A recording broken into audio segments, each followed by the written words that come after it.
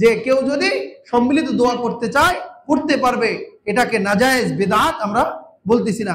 কিন্তু বেদাত ওই সময় হবে যে যখন কেউ মাটি দিল, মানুষ দলে দলে চলে গেল, তখন বলতেছে হেই এই লোকগুলো তো ভালো না, হ্যাঁ দোয়াটা না করে চলে গেল, দোয়াটা না করে চলে গেল। এই যে তাদেরকে মন্দ বলা, তাদেরকে খারাপ বলা, তাদের সম্পর্কে বিরূপ মন্তব্য করা, এইটাই বিদআত, এটা গুনাহ। তবে যাদের প্রয়োজন, কেউ জানাজার নামাজ পড়ে চলে যেতে পারে, এক কিরাত সওয়াব নিয়ে যাবে, আর কেউ দাফন করে চলে যাবে, দোয়া না করে চলে যাবে, তাতে কোনো সমস্যা নেই।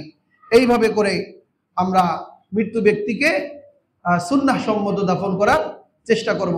আর একটা কথা সংক্ষিপ্ত বলে শেষ করে দিচ্ছি, যে দাফন করার পরে আমরা কি করি, তাড়াতাড়ি সরো তাড়াতাড়ি সরো বলে ঘিরেটা পরে দাও, পরে আসি দিও বলে তাড়াতাড়ি কেন সরে, কারণ এখন মুনকার নকির আসবে, আপনারা থাকলে তো মুনকার নকির আসবে না, এরকম বলে কিনা, তাড়াতাড়ি সরে যান। যে না, এটা সুন্নাহ পরিপন্থী কাজ। বরং আমরা তো হাদিসের মধ্যে পাইলাম যে এখানে থাকি কি করেন, ইস্তেগফার করেন, তার জন্য দোয়া করেন, যাতে করে, আর এটা দোয়া করেন আল্লাহুম্মা গফির লাহু আল্লাহুম্মা সাব্বিতহু, আল্লাহ তাকে মাফ করে দাও, আল্লাহ তার সে ঈমানের উপরে যেন অবিচল থাকে, সেখানে যেন লা ইলাহা ইল্লাল্লাহ, সে যে রব্বি আল্লাহ ওয়া দীনি আল ইসলাম যেন বলতে পারে, এটাকে তুমি তৌফিক দাও।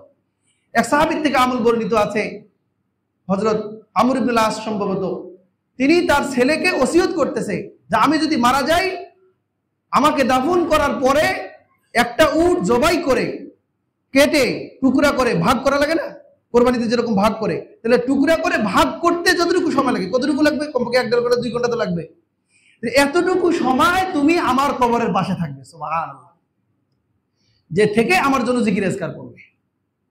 এটা সাহাবীর আমল, সাহাবী তার ছেলেকে উপদেশ, এটাও হাদিস, এটাও আমল, এটাও সুন্নাহ।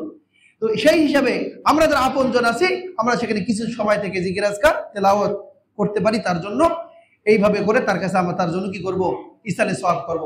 আগামী জুমায় ইনশাআল্লাহ আরো সুন্নত তরিকায় আমরা কিভাবে ইসালে সওয়াব করব এই সম্পর্কে আলোচনা হবে। আল্লাহ তাআলা আমাদের সকলকে তৌফিক দান করেন।